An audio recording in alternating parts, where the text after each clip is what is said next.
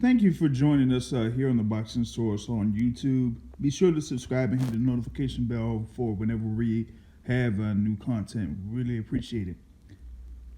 Continuing on with the interview that took place on The Last Stand with Brian Custer with the former WBC heavyweight champion Deontay Wilder.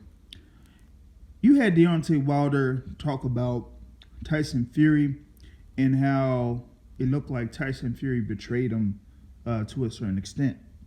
That he says that he is the one that basically brought Tyson Fury back from the doldrums, from his depression and his drinking and all of that other stuff. That he was the one that gave Tyson Fury the opportunity to get himself back on his feet. But Tyson Fury had mentioned that he could have fought other fighters and went the route of matchroom boxing. He did say in an article that there was an offer for matchroom boxing to have him face Tony Bellew in a comeback fight. That when there was a fight being made between Tony Bellew and David Haye, that was a rematch because, Tony Bellew had beat David Haye in the first fight, that when they were going over trying to make the rematch, that David Haye couldn't necessarily make it at that particular time, and that Tyson Fury was being suggested as a replacement opponent.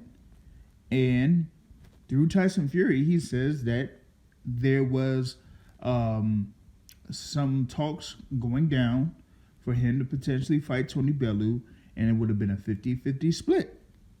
But those talks kind of fizzled out. And so, with that being said, you kind of like had Tyson Fury not be, I guess, part of the matchroom boxing roster at that particular time.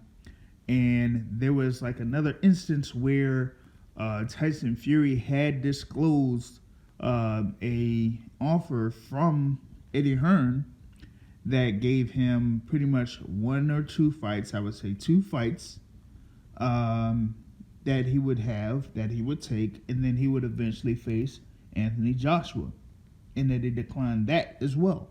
So it kind of is interesting to me that Deontay Wilder has mentioned once again that he was the one that offered Tyson Fury a way to get himself back on his feet when it was Matchroom that offered him a contract.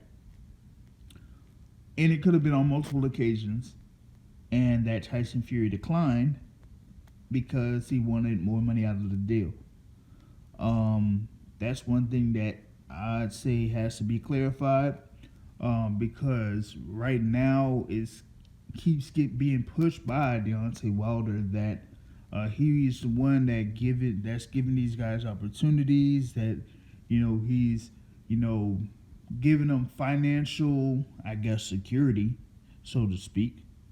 But when it comes to this thing here with Tyson Fury, nah, that's not necessarily the case, when we've seen Tyson Fury on multiple occasions say that he declined other contract offers to face Deontay Wilder. Kind of weird, because it looked like he, initially said, hey, I could have had other offers, but I said, no, I'll go this route with Frank Warren, and then eventually have that first fight with Deontay Wilder, which ended up being on December 1st, 2018. So, here you have another instance where Deontay Wilder makes a claim that he says that he's bailed Tyson Fury out, but how is that the case when Tyson Fury himself said that he had declined contract offers to fight other people in order to fight Deontay Wilder? Share your thoughts and references particular topic, and you can subscribe to this particular YouTube channel and check us out for future content. We do have podcasts on Sundays live at 7:30 p.m. Eastern Time. But it's also available on iTunes, iHeartRadio, Google Podcasts, Spotify, Anchor.fm, whatever you use for your favorite podcast is available there for you. Thank you for taking the time to listen to this video, and I'll catch y'all later. Peace.